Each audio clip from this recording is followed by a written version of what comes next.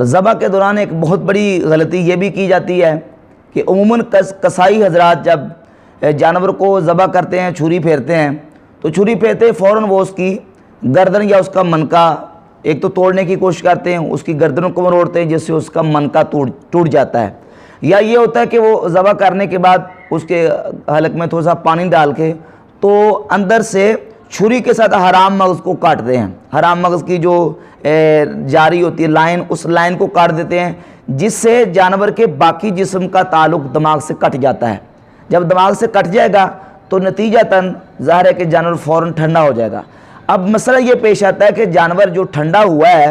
وہ حرام مغز کی اس لائن کے کٹ جانے سے ٹھنڈا ہوا ہے یا کہ رگوں کے کٹ جانے سے ٹھنڈا ہوا ہے، تو اس میں ایک پیچیدگی اور مسئلہ یہ پیش آ جائے گا کہ آیا کہ یہ جانور جو ہے وہ حلال ہے یا حرام۔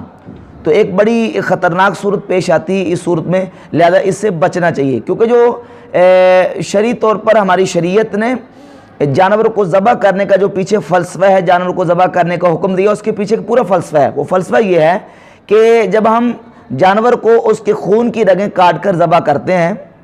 تو جانور کے جسم سے سارے کا سارا خون ذبح کے دوران نکل جاتا ہے، اور یہ جو خون رگوں سے نکلتا ہے یہ خون انسانی صحت کے لیے بڑا مضر اور خطرناک ہے، تو اس کے مضر اثرات سے بچانے کے لیے شریعت نے جانور کو ذبح کرنے کا حکم دیا تاکہ اس کے جسم سے سارے کا سارا خون نکل جائے۔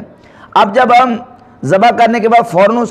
اس کی گردن توڑ دیں گے یا اس کا منکا یا اس کی حرام مغز کی وہ جو لائن کاٹ دیں گے، تو اب وہ جو اصل مقصد ہے ذبح کے پیچھے پس منظر جو ہے وہ یہ ہے رگوں سے خون کا نکالنا، وہ رگوں سے خون کے نکلنے کا جو مسئلہ ہے وہ وہیں کا وہیں رہ جائے گا، اور جانور فوراً اس